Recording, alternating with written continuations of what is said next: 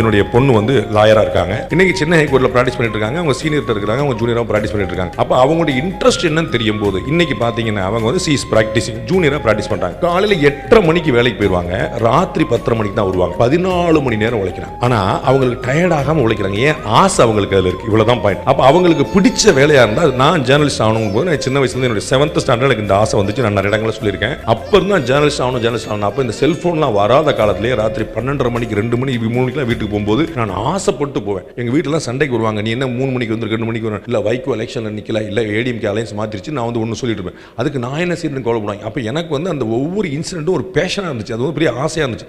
அப்ப அந்த ஆசை இருக்கும்போது எனக்கு எந்த கவலையுமே இருக்கல. நம்ம வந்து ஒரு விருப்பம் பிடிச்சிடும், அது வந்து ஒரு கஷ்டமான விஷயமாவே இருக்காது. அப்ப பிள்ளைகள்கிட்ட நீங்க பேசும்போது உனக்கு என்ன படிக்கணுங்கிறத கேளுங்க.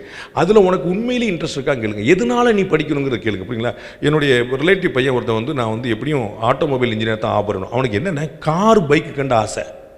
அவ்வளோதான். கார் பைக்கு கண்ட ஆசை. அவன் வந்து எல்லா காரோடைய மேக்கும் சொல்லிடுவான். நீங்கள் கார் ஒரு செகண்ட் பார்த்தானா அந்த ஃப்ரேமை பார்த்தோன்னே இந்த கார் இந்த மேக், இந்த கார் இந்த வருஷம், இந்த கார் வந்து இந்த மாடல் அப்படின்னு சொல்லிடுவான். அப்போ அவனுக்கு பெரிய ஆசை கார் பைக்கில் இருக்கிற ஆசையை வச்சுக்கிட்டு அவன் வந்து நான் வந்து ஆட்டோமொபைல் இன்ஜினியர் ஆகிறேன்னா, அப்புறம் போய் ஒர்க் ஷாப்பில் மெக்கானிக் ஆக போறியான்னு கேட்டப்போ அவனுக்கு சீரியஸ்னஸ் புரிஞ்சு. ஐயோ அப்படியா அப்படின்ட்டு. அப்போ நீ என்ன பண்ண, ஒன்று இன்ஜினியர் ஆகி போய் நீ R&D டிபார்ட்மெண்ட் போறியா, டிவிஎஸ்ல ஒர்க் பண்ணுறேன், பஜாஜில் ஒர்க் பண்ணுறேன், ஹீரோ ஹோண்டாவில் ஒர்க் பண்ணேன், அந்த மாதிரி நீ வந்து R&Dயில் போறியா என்ன பண்ண. அவனுக்கு வந்து அது தெரியல. அவனுக்கு வந்து கார் பைக்கில் ஆசை அவ்வளவு. அப்புறம் புரிஞ்சு இப்போ அவன் வந்து லாயராக உட்காந்துருக்கான். சரிங்களா? என் கூட பிறந்த அண்ணன் கெமிஸ்ட்ரியில் கோல்டு மெடலிஸ்ட், யூனிவர்சிட்டி கோல்டு கெமிஸ்ட்ரியில். எப்படின்னு பாருங்க, இங்கே எத்தனை பேருக்கு வந்து கெமிஸ்ட்ரி வந்து புரியும்னு யோசிங்க, பிடிக்குங்கிறத விட்டுருங்க, புரியும்னு யோசிங்க. அவ்வளோ காம்படிட். அதில் கோல்டு மெடல் வாங்கினவன். இப்போ அவன் படிப்புக்கும் அதுக்கும் எந்த சம்மந்தம் இல்லாமல் பேங்க்கில் மேனேஜராக உட்காந்துருக்கான்.